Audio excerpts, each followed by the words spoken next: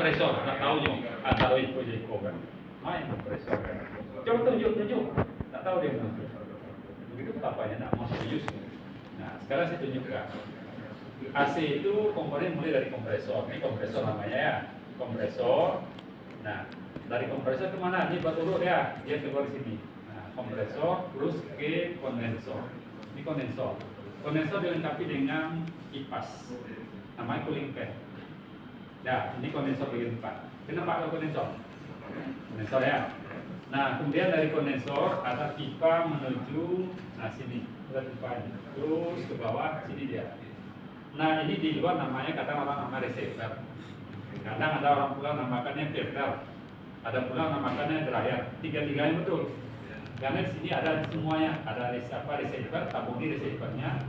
Ada filter dalamnya, ada dryer dalamnya. Jadi namanya boleh itu, tiga-tiga dipakai. Nah, kemudian ini putus pipa ini lihat. Nah, ini kartu ekspansi yang ini. Bukan yang di atas, ini pipa yang masuk. Nah, ini kartu ekspansi. Nah, terus ke dalam lagi. Nah, ini masuk ke dalam evaporator. Nomor 5 evaporator. Nah, evaporator dilengkapi dengan blower. Ini blower. Nah, blower. Nanti kembali dia keluar dari sini, kembali ke kompresor. Jadi komponen cuma 5. Kompresor, apa lagi? Kondensor. Dilengkapi dengan Kipas. cooling fan, apa lagi? Reservoir. Atau Filter. Dryer. Receiver, Filter. dryer, atau filter. Dryer. Terus ini supaya Masuk ke tub ekspansi. Kalau ekspansi ada ekspansi palam. Nah, dia masuk ke sini. Nah, ekspansi palam ini ada sensornya. Dilengkapi dengan sensor. Nah, nanti guna sensor dalam mengatur bagaimana fluidnya yang masuk ke dalam sistem. Nah, itu komponen ini. Sekarang yang kedua, cara kerja apa lagi?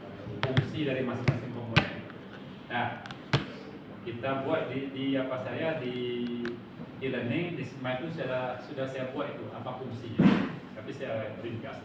Nah, ini kompresor fungsinya adalah untuk mensirkulasikan, mengalirkan fluid pendingin di dalam sistem AC. Nah, kalau mengalirkan berarti dia ada yang bisa, ada yang tekan. Nah, itu fungsinya. Mengalirkan fluid pendingin dalam sistem pengkondisian udara.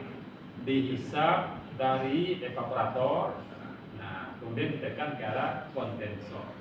Sini. Ya, jadi mengalirkan fluid pendingin dari pada sistem AC itu dihisap dari arah evaporator dan ditekan ke arah kondensor. kondensor. Nah, ini masuk sini nih, apa fungsi dari kondensor? Nah, fungsi kondensor itu adalah mendinginkan fluid pendingin agar fluid pendingin bisa berubah wujud dari gas menjadi cair. Ada fungsinya, mendinginkan fluid pendingin agar dia bisa berubah wujud dari gas menjadi cair. Bagaimana dia mendinginkannya? Itu adalah dengan bantuan sirip-sirip pendingin pada kondensor dan dibantu dengan cooling fan, kipas pendingin. Jadi udara dihisap dari depan oleh cooling fan, kemudian tegang. Bukan ditekan ya. Ini dari depan mobil ini.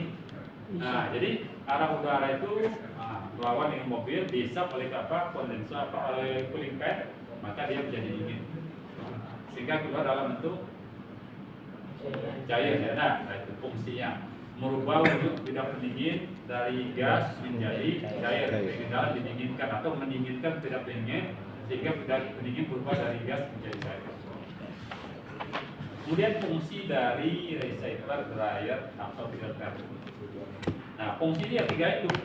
Pertama sebagai filter, menyaring kalau ada kotoran yang terbawa oleh fluid pendingin.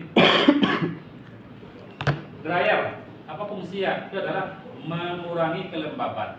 Jadi kalau ada fluid pendingin ini mengandung air, itu kelembabannya, maka dia dikeringkan oleh dryer. Dryer itu penyaring namanya.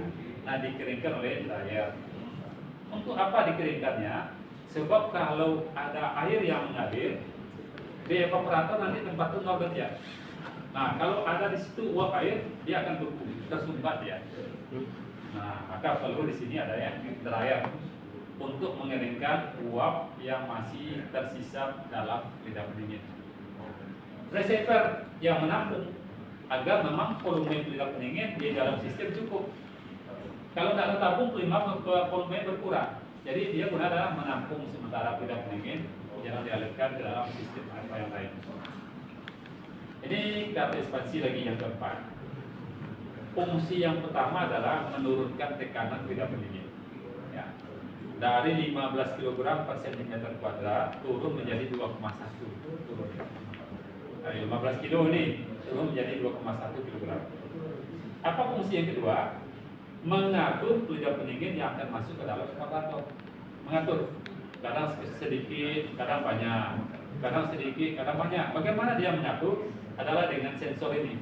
Di sini ada sensornya. Nah, kalau di sini pipanya sudah dingin, maka pelindap pendingin masuk sedikit. Tapi kalau pipa ini sudah masih agak panas, maka ini sensor akan menyatakan panas, maka ini masuk banyak. Nah, apa tujuannya? Agar AC itu bekerja maksimal.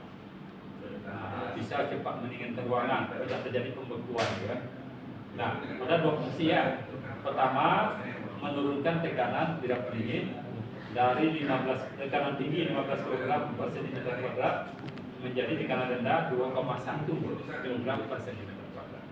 Yang kedua adalah mengatur volume yang masuk ke dalam operator. Kalau operator sudah dingin, yang masuk kurang. Tapi masih agak panas, volume yang masuk ditambah. Tuh. Lanjut lagi, ini namanya evaporator ya. Nah, fungsi evaporator itu yang pertama adalah merubah wujud pelindap pendingin menjadi gas. Nah, merubah wujud pelindap pendingin menjadi gas, sehingga semua siripnya menjadi dingin.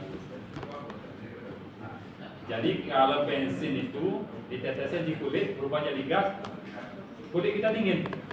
Nah ini juga sama, pelindap pendingin dalam ini berubah jadi gas semuanya. Gasnya masih dalam apa? Dalam pipa, nanti keluar ya tetap dalam pipa. Semua pipa menjadi sangat dingin. Itu pertama fungsinya, berubah pelindap pendingin menjadi gas. Fungsi yang kedua adalah dengan bantuan blower, dia berfungsi mengambil panas dari udara yang lewat, yang panas dari luar. Yang ketiga fungsi adalah mengurangi uap air yang dibawa oleh udara. Ya, uap air. Nah itulah fungsi dari komponen AC.